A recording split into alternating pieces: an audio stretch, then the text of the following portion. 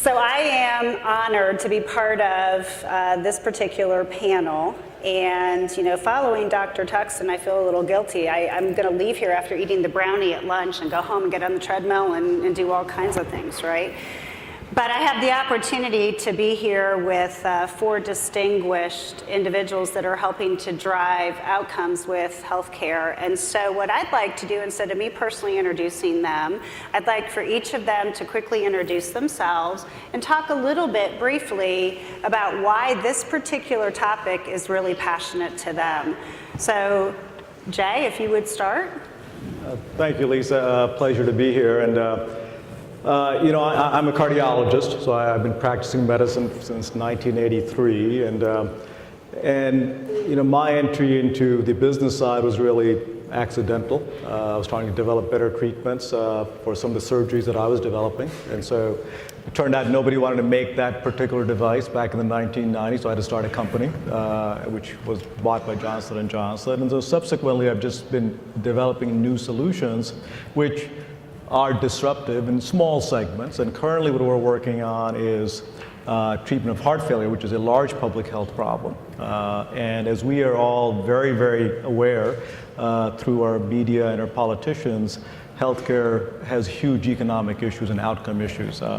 So what we're trying to do in this large public health space is to create technology which does both of those things, improve outcomes and reduce costs, which is hard to do. And I think this panel is very appropriate because to accomplish both of those things, you have to do something different. It can't be using the same techniques, same strategies that are currently in place. There has to be, for the want of a better word, a disruptive approach to these traditional problems. Thank you. Beth. Good afternoon. I'm really thrilled to be here and appreciate the opportunity. My training is actually in computer science and engineering psychology, and I have spent my career working in the area of what's called ubiquitous computing. What that means is mobile technologies, tablets, smart boards, computing in cars, computing in your homes, computing that is ubiquitously available in your life. And my career has been to understand the potential of that technologies, and oftentimes that is in the healthcare domain. My day job at Georgia Tech is I direct our Institute for People and Technology, and within that, the purpose is to pull together and support all of our academic and applied research and economic development work in areas such as healthcare delivery, education, consumer media, and humanitarian systems. From the very beginning, I have studied the notion of what it means for technologies to disrupt, and especially understanding what it means for technologies that seem unimpressive at first and challenge the foregone conclusions of how an industry works. And then you look up a decade later and everything's been turned upside down. And we're right at the beginning of being turned on our heads in healthcare. And I look forward to our discussions today. I appreciate it. Welcome. Richard. Thank you. Richard Otto. I'm with Reach Health. Reach is a telemedicine company that began its early life in Georgia and has now grown up and moved into Atlanta. Telemedicine for years and years was fundamentally an audio-video engagement between a caregiver and a patient.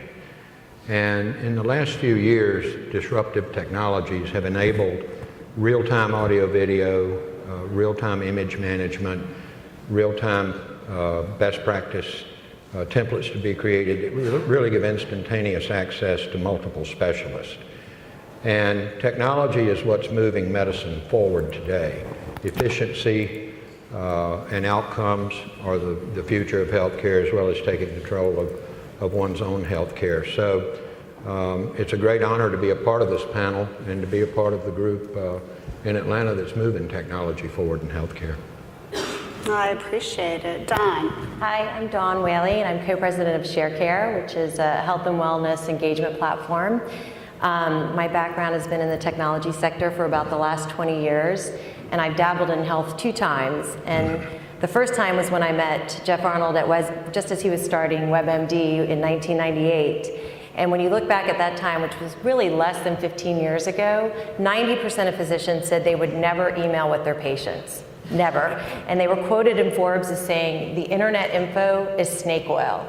And it's amazing to me as we fast forward, you know, again, not even 15 years, and now 90% of physicians use smartphones in their daily practice.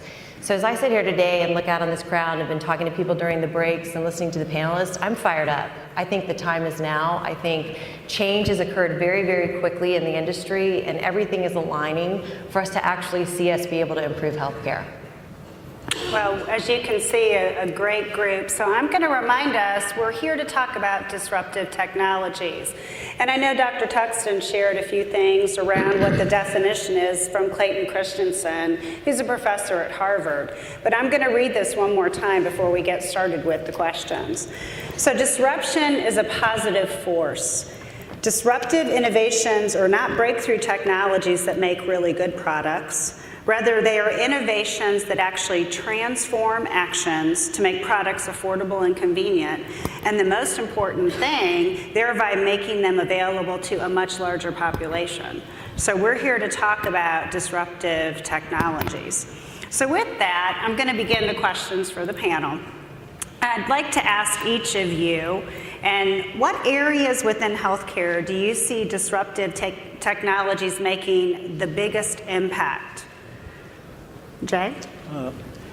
Well, you know, as I think back, and certainly just spanning my career and where we are today, so we used to spend a lot of time in cardiology, which is my specialty, on developing better drugs, better surgical procedure, and I spent 20 years at the Cleveland Clinic doing that. But it became clear to me about 10 years ago that really the major issue we were having was not the lack of good treatments. Now, I'm not saying that we don't need better treatment. There's still plenty of disease states for which we don't have great treatments. But that really isn't where the great need is. The great need really was information. And I'm not saying that because we're at a HIT conference. Okay, I'm not pandering to the audience here, but it really is information. And we have a tremendous amount of information in medicine. Just enormous amounts of data is coming at doctors and nurses every day. The problem is that it is often not actionable information. And it's not actionable for a number of reasons. It may not be timely. It may not be precise. And precise meaning for that particular patient, for the condition they have right now, the decompensation or symptoms they have right now. So the precision at a very high level doesn't exist. May not be easily accessible right then. So all of those things conspire to create a inefficient, reactive system. So I see a great need, and I think other people here obviously do also, in creating better information in a timely fashion. So we have a proactive system. That's essentially what we've done at our company in just the heart failure arena, is try to give physicians data that they would normally get in the operating room, in the cath lab, when they're having devices inside the patient, which can't happen very often, obviously, but get that information on a daily basis so they can prevent the event from happening versus treating it after the fact. So to me, information and coordinating information is critical. Okay, so I'm going to come back. Richard, what about, so information, what about diagnosis and treatment? Diagnosis and treatment. Well, that's a broad topic. I think the ability to reach out and diagnose patients in areas that maybe are underutilized specialists, and we've seen that with our technology, that it is possible to put a neurologist in front of a stroke patient in Baxley, Georgia. And so in the diagnosis and treatment, oftentimes in a patient with chest pain, for instance, it may be something other than cardiac in origin, and that patient can stay at home, thus saving a transfer cost in the healthcare system. So keeping patients at home but giving them access to a higher degree of specialized medicine.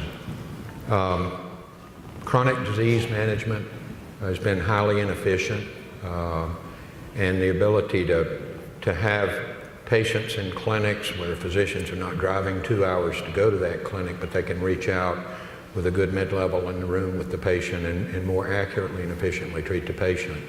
And there's a lot of traction in that space right now, and the outcomes are better. Don, do you have a comment on diagnosis and treatment and disruptive technologies that are in that area? Well, I think as I think about it, and just to kind of play off what Jay said, it's like, data is at the core of the disruption, right? That's what I think everyone's talking about is how do we collect the data, how do we apply the data, how do we automate the data, and then how do we turn the data into outcomes? And I think, as we sit here today and kind of think about where we go tomorrow, I think we've got to stop thinking in silos. And I think, telehealth needs to connect to automation of knowledge, needs to connect to automated diagnostic tools, needs to connect to care. And I think that's really kind of the next phase of our disruption is figuring out how to stop disrupting on an individual basis and start disrupting as a group. And I think that's where we're going to see the outcomes that we all seek to achieve. Well, and so we kind of get into, we've talked about data. We've talked about diagnosis and treatment and disruption there. What about the distribution of care? We've mentioned distribution of care a couple of times. So any comments, Beth? So if you think about distribution of care, in real estate, it's location, location, location. In healthcare, it is going to be access, access, access. It's about being able to get the medical system to be a healthcare system and be accessible to people where health happens, where wellness happens. The work we're doing, these are game changers. We're looking at what does it mean for healthcare to push within the homes? What does it mean for pediatric care to reach out through the school system? What does it mean for employers to combat healthcare costs by bringing healthcare into their employment environments? And we've learned this over and over again in other industries. In the computer world, you used to have the experts that went to the mainframe, highly uncomfortable rooms, even colder than it is outside, and only the experts could touch the machine. It was very expensive, and it could do what it could do at that point in time. But through innovations in information technology, we've been able to have distributed access to computing power, distributed access to media, distributed access to all of these other consumer services that we rely on. And healthcare is going to have to follow the music industry and the consumer media industry and the banking industries to get the cost savings that come through access. But it has huge upside for our industry. We're working with the Harbin Center Cancer Clinic and looking at support for cancer patients within the home. And we work with breast cancer patients. And one of the things that cancer care is moving into is oral medications, because you get greater efficacy through taking medications every day. But to ask for chemo to move from an acute care setting into a daily home setting, we have to redesign the technologies that support that delivery of care. It's not as simple as just writing a prescription and telling someone to take their medication every day. So the access can bring tremendous savings, but we need to then design new experiences for patients and for their caregivers so that we can actually take advantage of the improved outcomes that are possible. Anybody else have any other comments? Otherwise, I'll move into the next question. So we talked a little bit about where they see some of the disruptive technologies surfacing immediately. What role, if any, should government play in driving some of this innovation in technology and this disruption? Richard, Well, I could see you grabbing at that one.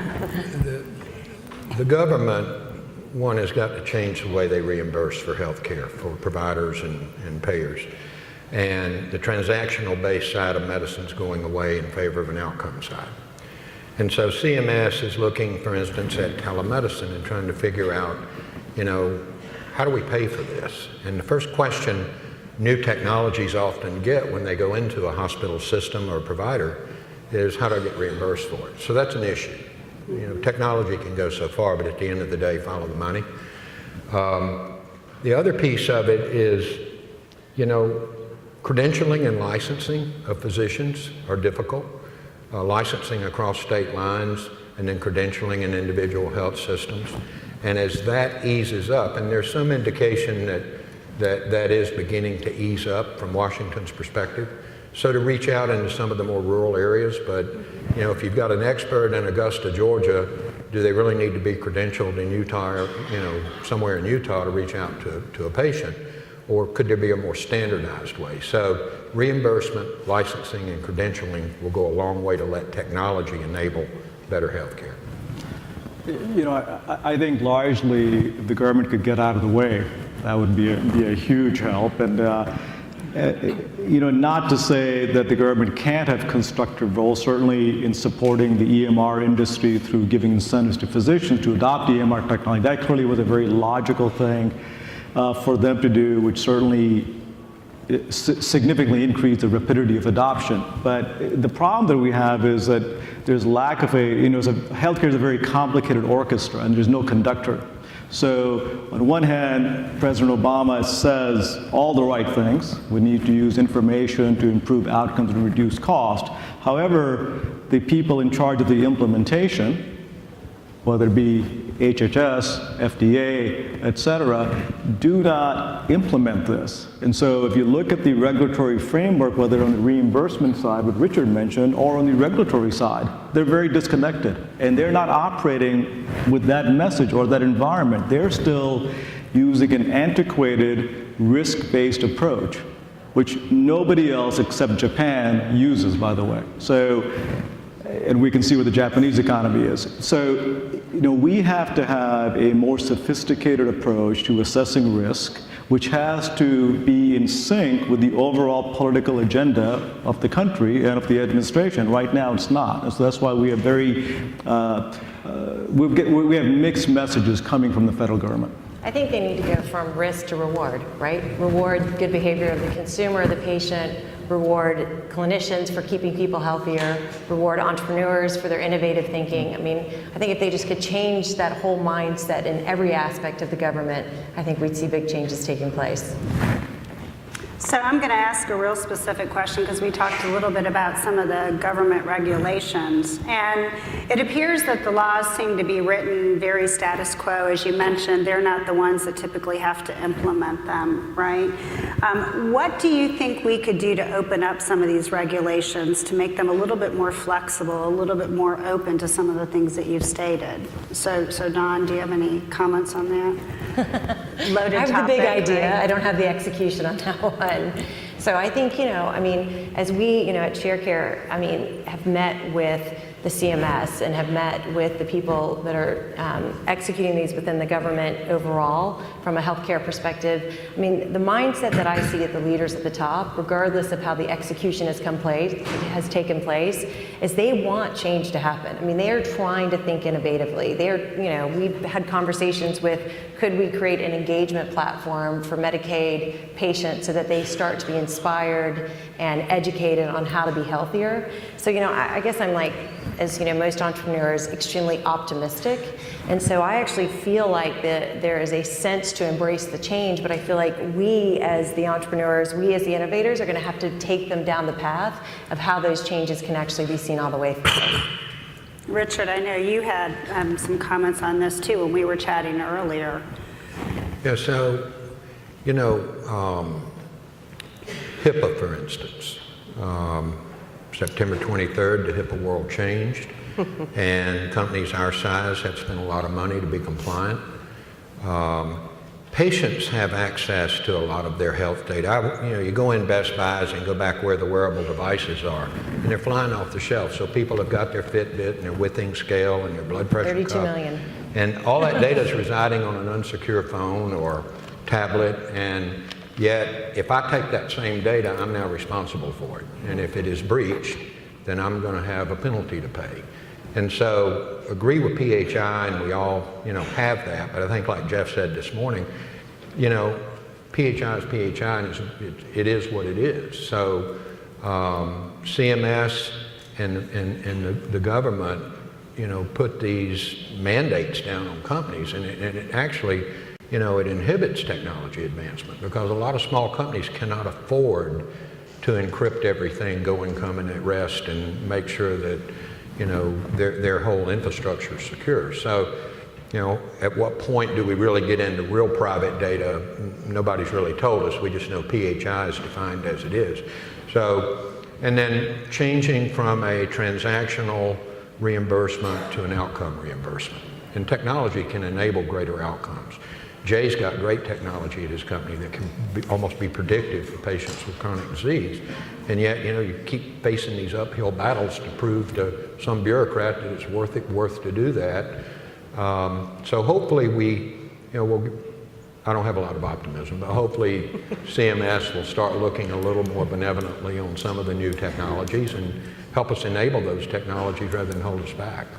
Jay, I know you want to comment, and then Beth, I'm going to ask you a question. The irony is, and we've had this conversation many times, and when I talk to my colleagues who are purely on the IT side, and they often comment on how far behind the technology is in healthcare. And I agree, it is terribly far behind. And I remember a few years ago talking to Steve Case when he forayed into reforming healthcare because he had a personal interest. His brother had a glioblastoma, and he was very personally interested in. As he discovered, healthcare is very challenging, and it is challenging for a number of reasons. One is the fundamental problem is hard. As human beings, we're very complicated, and their issues are very complicated. But on top of that, we have created this set of regulations which, although they're for the best of intentions, they're not really helping the patients get better care, and they're impeding better care. And it's really a tragedy that the largest segment of American industry has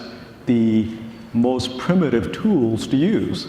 And it's not the doctors, really. It's not that, believe me, doctors are actually reasonably intelligent and forward-thinking. So it's really, that's really not it, and so are nurses. So it really is that we are handicapped by a number of regulations, some of which have been mentioned, and we haven't mentioned tort reform at all, by the way, which is a huge issue. That's bigger than HIPAA, okay? So these are things that are sort of working against each other and impeding the ability to have reasonable, Fitbit level technology for mainstream healthcare.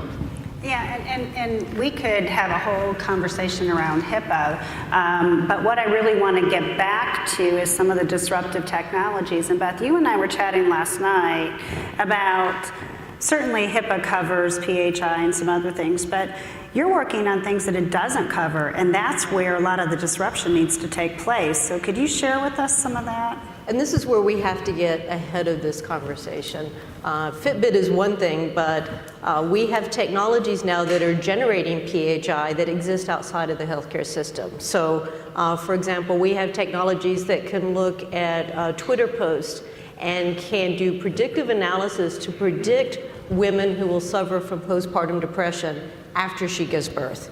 So it's not even recognizing existing tweets, but it's doing a fairly accurate predictive analysis. It's generating PHI. Hopefully everyone in this audience had read the discussions about Target doing predictive analysis of consumer data to predict which customers are pregnant, and wanted to be able to do targeted advertising, and ran afoul of this when they sent advertising to a 15-year-old girl who happened to have a Target Visa card, but her father intercepted the advertisement. And then complained to Target, and then eventually had to write back and said, no, I'm sorry, you were wrong. I was wrong, this woman was actually pregnant. We have systems that are generating protected health, and we have systems that generate PHI that are nowhere in our traditional healthcare system. Twitter, social media, consumer behavior, Google searches, and actually this gets credit to Bing, not to Google. Recent research showed that side effects could be detected that were unknown for prescriptions by looking to see what people were searching for. So you type in a new drug name, nausea, sleeplessness, and if enough people do that, we actually recognize new medical evidence within this area. So emergent hypothesis.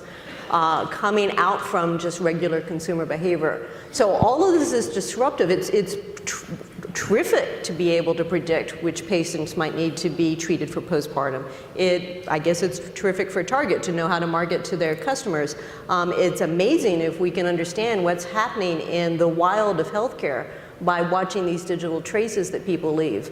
But none of this is within the regulatory framework, and as companies try to move from these discoveries into healthcare, they hit these barriers and are either avoiding the risk, concerned about the regulation. The uncertainty is tamping down the innovation that could occur. So we've got to get ahead of this. We have to understand that medical care and medical regulations are out of sync with healthcare in the wild, and we have to bring these systems together.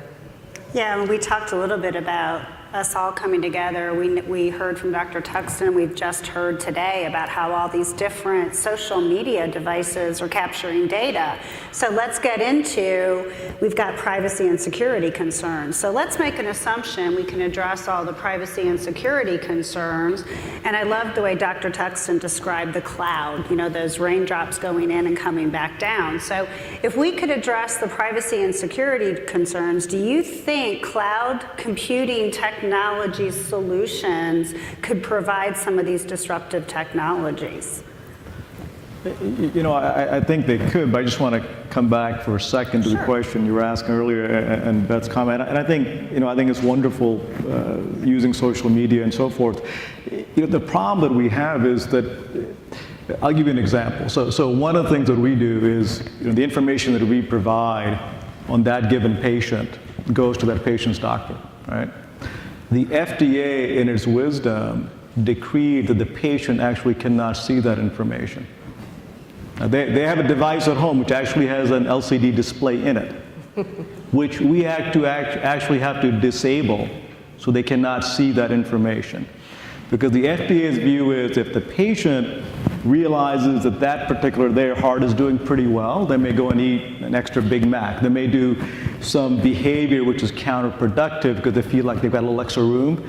Now, think about that. And that's really the fundamental issue, this level of paternalism that we have deeply embedded in our healthcare regulatory system is a fundamental issue, and it's going to affect everything from social media to mainstream healthcare to the EMR company's ability to deliver information to the patient. And we have to be about patient empowerment ultimately.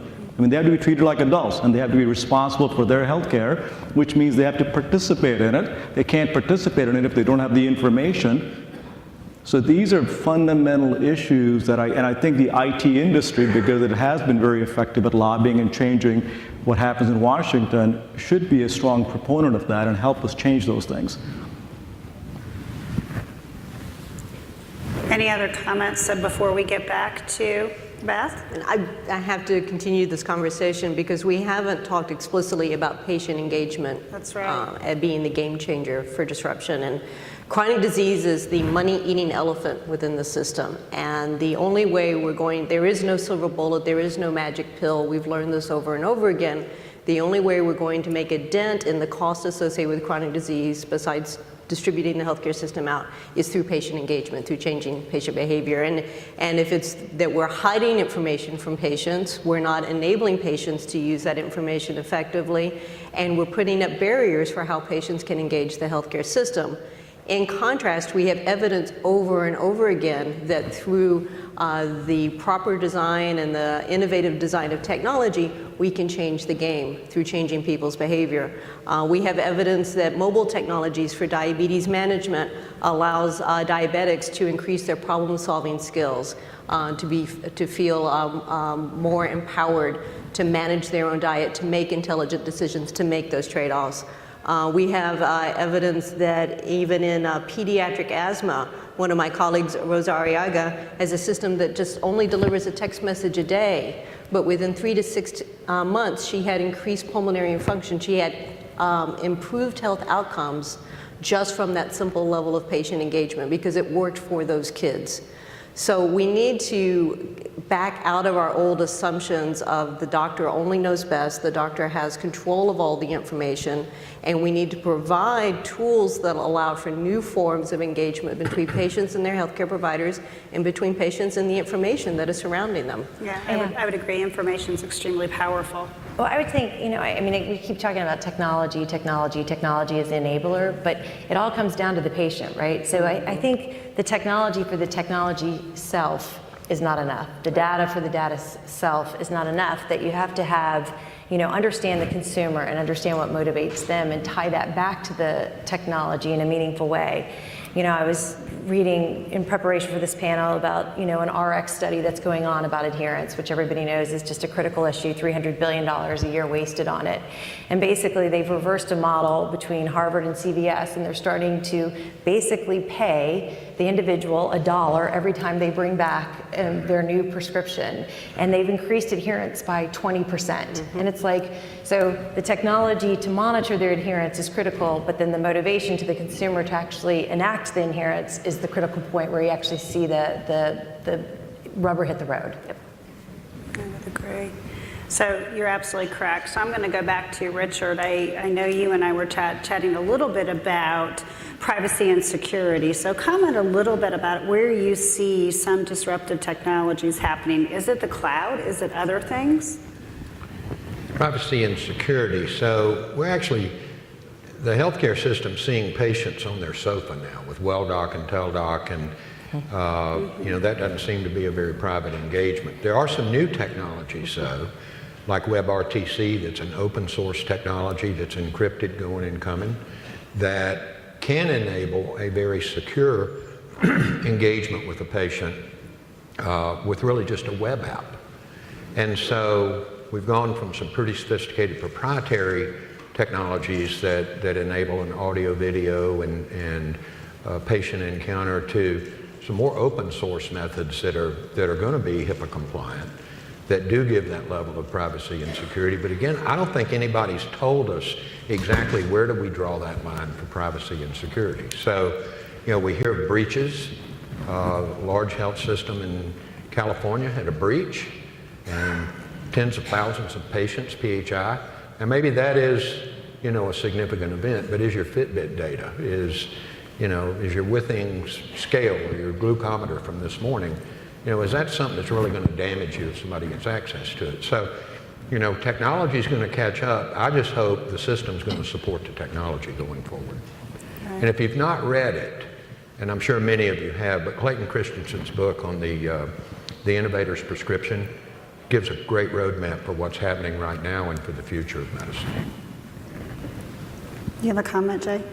You know, my view is that for serious diseases, for chronic diseases, what Beth mentioned, what Richard mentioned, I think for that we're going to have this merger of traditional medical devices and health IT, because the nature of that information is not simple, and it's not easily, you can't get it very easily. So we will need implants, much simpler, more reliable implants that can provide useful information to the physician, to the patient if the FDA allows it, and that has to be integrated through the EMR, through the entire delivery system. So it's through websites like Sharecare, so it's accessible to the patient. And then for patients who are well, or the well population, you need to have essentially consumer technology which exists today in some modification, which also integrates in that same framework. So for example, we're very focused on having patients who are chronically ill and preventing relapses, whether it's heart failure or diabetes or a number of chronic conditions. But you also have a transition zone where you've got people who have not been sick, who are going to get sick. And that's where you could have diagnostics essentially running on millions of data points every day, allowing you to pick out that small fraction that are going to have a new event. And you could predict that through their activity level, their heart rate, et cetera. A simple thing that can be gathered from the surface of the body or through something in your pocket even. So I think to me it's that integration, which is quite challenging because there's a lot of data and there's a lot of hurdles that we've talked about. Integrating that to me will allow for a much more efficient, better outcome system. So one of the questions we've talked a lot about is where we think some of this is coming from. So I'm going to ask Beth your opinion. Where do you think the innovation is going to come from? Is it going to come from entrepreneurs? Is it going to come from larger corporations? You know, where do you see it coming from? So if you read Clayton Christensen and others that study disruption as a whole across different industries, what they will point to is some pretty straightforward descriptions of how we should anticipate disruption. The first is that you should look at adjacent markets. You should look at markets that we don't think of these companies as healthcare companies, and they may be startups, they may be large companies, but they're at the edge and they have the ability to move into the healthcare, especially within health and wellness, And they had the advantage of not having the decades of assumptions about how healthcare is supposed to work. So what are some things that are adjacent that are exciting? So look at gaming. Look at what's happening with the Kinect. So the Kinect in your home can do a full body analysis of motion, right? It can essentially be your daily diagnostic in terms of your ability to the get up and go test. It can be a therapeutic device in terms of stroke recovery. Tremendous potential. And right now, Microsoft is very happy focusing on making money in gaming. But they're poised as an adjacent market to just move into home health care because they are already there. They have the relationship with the customer. They have the ability to connect with tremendous amount of sensing capability in the home. That's a potential disruptor. Those are the things that we should be paying attention to. Mobile health is another example. One of the things that's been terrifically impressive is applications to support food choices in restaurants. Right. So we've had systems called Smart Menu. We've had 500 near me, 500 calories near me. And what consumers want is, whether it's gluten or allergies or preferences, they love tailored information. I go into a restaurant and give me personalized recommendations in that. But what you can also do is give personalized recommendations that say, okay, you want the double bacon cheeseburger? Well, here are some choices that are slightly healthier than that. They're not going to get you over to the green salad, but they're going to get you maybe 5 to 10% healthier. Those 5 to 10% changes add up tremendously. So this notion of how people want to make decisions day in and day out about things related to health, this is where disruption can come from. And this is the type of entrepreneurship that should be rewarded, because these are the inventors that are going to create positive health outcomes for us. So look for adjacencies. The second is to look for the low quality. This is where you see something and everyone's like, wow, that's never going to be good enough. I mean, healthcare, we've got a high standard, right?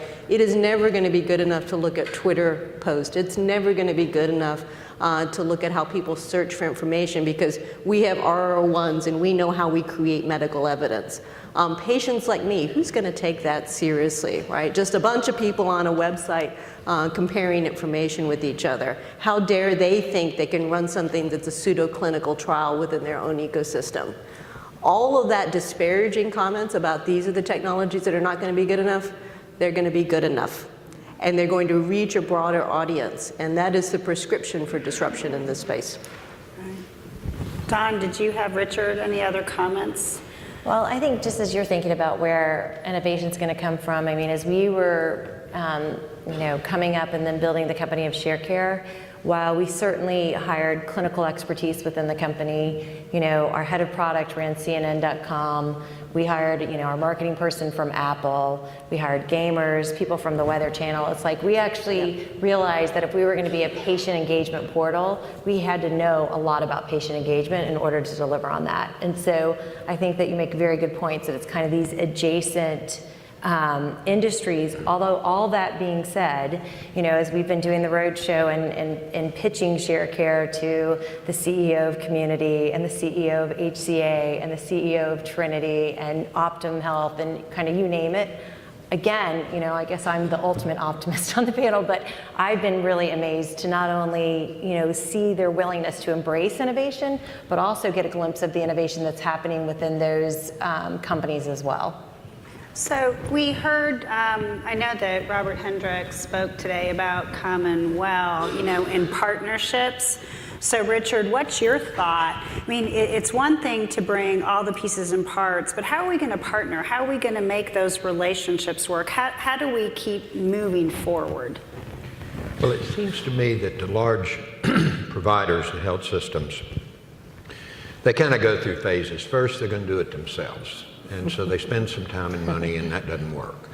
And then they kind of look to partner with someone who has done most of it, but not all of it, and they think they'll finish it up, and that usually doesn't work. So what I've found with our company is really entering into a partnership where I'm as valuable as they are. Together, we're synergistic, and we can do a lot together. And I've got a couple of those right now with large health systems that have fully embraced a collaborative partnership, and it's making my technology better and it's providing a solution to them more efficiently than they could do it in the past. So really working with our customers, the technology customers, to do it better and to suit their needs, we end up with a better product and they end up with what they've been, with solving a problem they needed a solution for. Jay, do you have any thoughts on I guess strategic partnerships and? Well, I guess my overall view would be that I don't want us to lose sight of that we have to change the center of the system. The margins are great, but it's kind of like the budget debates in Washington where you can't touch Social Security, you can't touch Medicare, but you're going to reduce costs. It's just not going to happen. So for better or worse, for real change to happen, it has to be in the delivery of healthcare, which is hospitals, doctors, nurses, and that's where the action is. And so I think we need all the help we can get from everybody to try and improve that system. And we need patient advocacy coming from the outside to help us get that. It's not the doctors and nurses don't want that. We're big believers in that. And as an example for what Beth was saying about better clinical trials, well, it's really not going to happen on a website. However, it could happen with EMRs that become fully integrated, right? And if we have EMR systems that are interoperable, which we're getting towards, right? Which are fully integrated and which allow you to conduct a clinical trial with clinical data which is being used routinely versus creating a whole other superstructure for clinical trials. So I think, those are kind of things where I think which are not quite as sexy, but we have to try and get those type of reforms using the mainstream data which exists today. So I would like to see more partnerships between the hospital, between the technology providers, and between the clinical scientists. So folks initially are surprised that Georgia Tech is into healthcare research because we don't have a medical school, despite all the work that we do in health IT and the tremendous research that goes across on our campus. So for us, the partnerships with the significant healthcare providers, with the healthcare systems, are critical to us. We're thrilled about our partnership with Children's Healthcare, with CDC, and with others. But then the second part of that is then to play off the disruption equation, to look for the adjacencies. So we've enjoyed bringing other companies into 3 or 4 party healthcare collaborations to enable them to start moving and feel comfortable within the healthcare space. We work with Steelcase, creative solutions for office environments, but with a growing business called Nurture, which is solutions for healthcare spaces, and they're moving from acute care settings into more distributed care settings. We work with telecommunication companies. Anybody who's in the mobile space wants to know about mobile health. And how that space is going to work. And then consumer media companies. The folks at Facebook, the folks at Twitter, those folks are interested in what does it mean for interventions in healthcare to be on those platforms. And if you're going to combat pediatric obesity, or pretty much if you're going to reach kids at all, you need to be working with those social media platforms as well. Right. So before I open it up to questions from the audience, I'm going to ask if there is a question that I didn't ask you that you're burning to answer, or your last minute thoughts. So Don, I'm going to ask you to start if there's any parting words before we open to questions. I don't think there's really anything that's burning that you didn't ask. I feel like you covered a lot of it, but I think this has been a reoccurring theme, not only on this discussion, but in the previous discussions that I heard. But I think the overemphasis that we're putting on data right now, without the concept of the data has to become useful, has to become knowledgeable to create action. And I think, as IT companies and entrepreneurs in the industry and in the Atlanta community, I feel like that's what we really need to focus on. It's like, you mentioned before, go to Best Buy and look at all the devices. It's 32 million this year. In 2 years, they expect that to be 100 million. I think the idea of just tracking how many steps you have without understanding of what that means to you, or how you could do more steps, or when you should do more steps, or what that translates into your overall health, I think we're going to see that wane until we start turning that into knowledge. And once we get the knowledge and the data, then we get the engagement, and that's where we see the change take place. Richard, any parting thoughts or burning comments? Well, patient engagement is one of the key factors. Family engagement. Families have got to take more responsibility for care of loved ones. Technology can enable that, but people have to act on it. So it's an interesting space to be in. It's certainly an exciting time to be here, not without its own challenges. But, you know, like Dawn said, we can get data, but if we can't act on the data's not very valuable. So we've got a great community here in Atlanta at the ATDC, at Georgia Tech, at Emory, that's producing some really innovative stuff, and some nice folks that are producing things over in little small offices that hopefully we'll bring out into the sunlight and be able to put all that together with some of the core technologies we have in Atlanta and continue to innovate. And you know, you mentioned something that we don't typically talk about, and I'm not going to ask a question or make a question out of it, but we talk about personal patient engagement, but we don't talk about the role of the entire family in helping to care for a given patient or each other. And we also don't talk about the caregiver, the one who's helping to deal with a chronic disease with a patient. So I like that you brought that up. So Beth, any parting comments before we open up to questions? And I think another question is what companies or what trends should we be watching, even if it's being done by actors that are not healthcare actors? There are other industries that are very interested in what it means to mine data in the same ways that we're interested in doing so. The energy sector is one example. So watching what analytics and what techniques they create and bringing those into healthcare could be quite useful.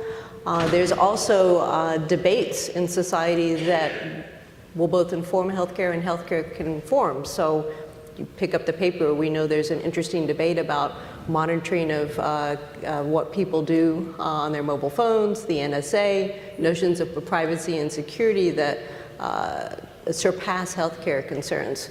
We need to participate in those conversations. Some of the best examples of where there are beautiful and compelling trade-offs between privacy and value are within the healthcare space. We need to not separate ourselves from these larger discussions. And positive outcomes that we can gain and positive from outcomes that can come from that. Right. Jay, any last comments? Yeah, you know, I would just say, just kind of stepping back a little bit, we're all consumers of healthcare, and we have family members that are consumers of healthcare. And I spent a lot of my time in Europe, and you know, I would just, as we think about our healthcare system, and we have a vigorous national debate on our healthcare system almost continuously, I would want all of us to realize that our healthcare system is unique. It fits America. You know, we do things a little differently, and you know, one little statistic that I ran across recently when I was in France was that, you know, if we talk about the amount of money we spend on healthcare, right? It's almost 18% of our GDP, which is seen as a large number, which I think is somewhat arbitrary, but let's say it's a large number. And most industrialized countries spend around 10%.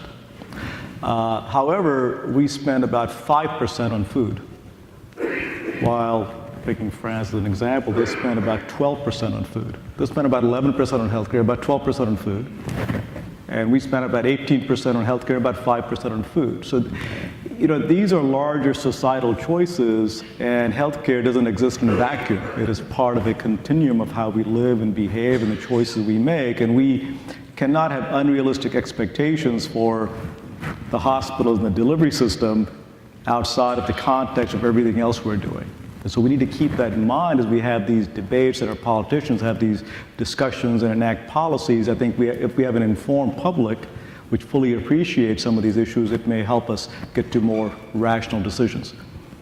And I would agree that we have a wonderful community here and a lot of knowledge here locally to try to help drive some of these. So I'm going to open it up to questions now to the audience. I believe, it's really hard to see, I believe there's 2 microphones. If you would state your name and where you're coming from and what company you're with. Yes, I'm Jean-Eric Landy. I'm a medical doctor in Paris, CEO of an innovative Disruptive innovation company. I have on myself biosensor for fall detection. And so I'm very much involved in Mrs. Mary Smith, for which I came, and I intend to sell that detector in case of a fall. It's not my own intervention. I have two questions to my colleagues, entrepreneurs. Apparently, it's very easy to innovate in your country. And so my first question is, which kind of relations do you have with the academics? Usually laboratories innovate, and so they can produce additional information and technologies we will be able to market. And so we in France, I will be brief, we in France, we have royalty fees in order to be, with IP, able to commercialize innovative technologies. So this is my first question. Which kind of relations with Georgia Tech, MIT, and other academics, if any, are you able to contract with? My second question, I've been much impressed by Mr. Jeff, your colleague, Mr. Jeff Arnold intervention. 3 years only, 600 employees, and a very, very tiny procedure with big ID, big team, big proof of concept and success due to fuel into the rocket. So access to capital apparently is quite easy in your country. It's not the case in mine. I regret that. But please explain a little how it comes to you. Are you able to get money to finance your development? Thank you. So I don't know which one of you would like to address the ease of innovation and lab and the ability to raise capital to start to be disruptive, right? I'm happy to do that. We've raised, probably for different companies about $250 million in venture and strategic partnerships. And the environment certainly has changed. So I think you're referring to France, and certainly I'm not sure it's any easier here now than it is in Europe.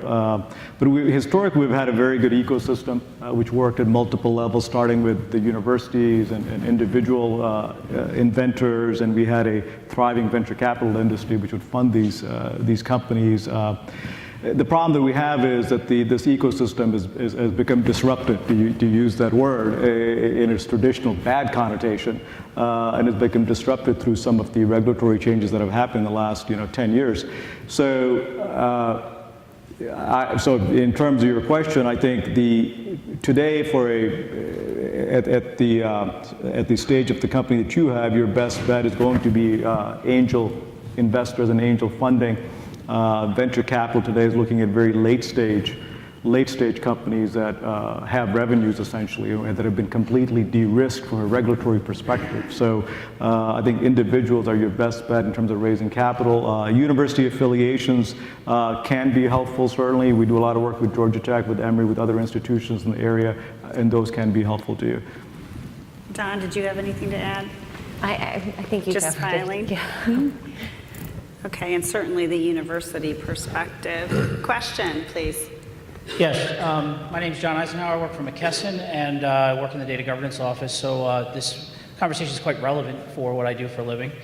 And I wanted to ask you guys, in the space of disruptive technologies, a lot of times we see displacement.